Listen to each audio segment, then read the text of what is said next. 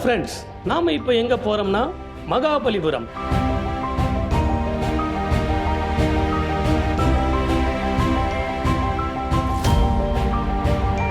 மாமல்லபுரம் அதாவது மகாபலிபுரம் பல்லவ பேரரசின் முக்கிய துறைமுக நகரமாக இருந்தது.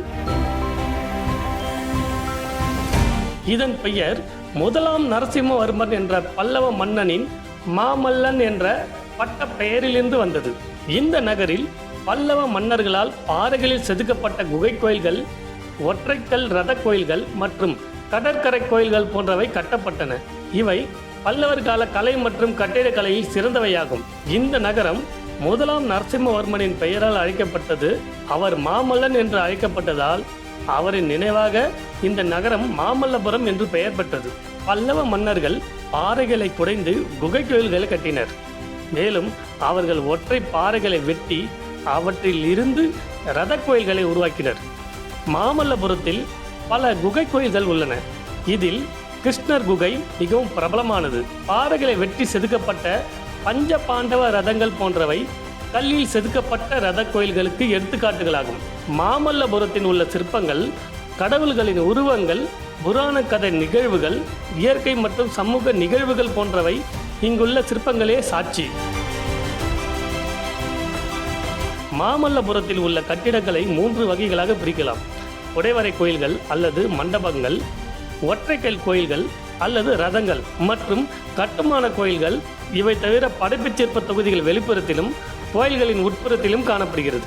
மாமல்லபுரத்தின் சிற்பங்கள் மிக நளினமாகவும் இயல்பாகவும் இருப்பதாலும் கடற்கரை கோயில்கள், ரதங்கள், படைப்புச் சிற்ப தொகுதிகள் போன்ற சிறப்பு வாய்ந்த பல இருப்பதாலும் மாமல்லபுர நினைவு சின்னங்களை உலக பண்பாட்டு சின்னம் என்று 1984ஆம் ஆண்டு யுனெஸ்கோவால் அறிவிக்கப்பட்டது.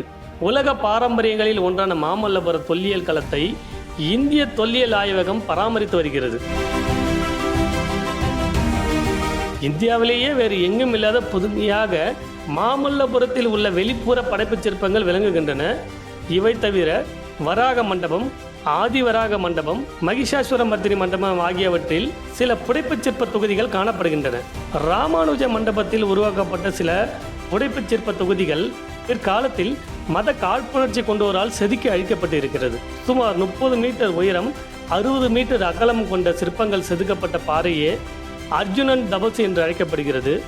வானவர்கள், மனிதர்கள், மிருகங்கள் என பல வகையான சிற்பங்கள் காணப்படுகின்றன. ஒற்றை காலில் நின்று ஒரு மனிதர் தவம் இருக்க, அருகே கையில் ஒரு ஆயுதத்தை ஏந்தியபடி சிவன் பூதகணங்கள் சூழ வரம் கொடுப்பதாக சிற்பங்கள் வடிக்கப்பட்டுள்ளன. அர்ஜுனன் பாசுபத அஸ்திரத்தை வேண்டி சிவனை நோக்கி தவம் செய்யும் காட்சிதான் இங்கே செதுக்கப்பட்டுள்ளது என்று பல அறிஞர்கள் சொல்கிறார்கள். ஒரு சிலர் பகீரதன் கங்கையை வரவேற்பதற்காக சிவனிடம் தவம் செய்யும் காட்சி இது என்று கூறுகிறார்கள். ஒரு அறிஞர் இந்த சிற்பமே ஒரு சிலேடை என்றும், இரு காட்சிகளையும் ஒரு சிற்பத்தில் காட்டும் முயற்சி என்றும் சொல்கிறார். சமீபத்தில் ஒரு அறிஞர் இங்கே தவம் செய்வது பாசுபதம் அஸ்திரம் வேண்டி நிற்கும் அர்ஜுனன் தான் என்றும், ஆனால் இந்த சிற்பம் மகாபலிபுரத்தில் வானபவர்த்தியின் இமயமலையை சித்தரிக்கும் காட்சி என்று குறிப்பிட்டுள்ளனர்.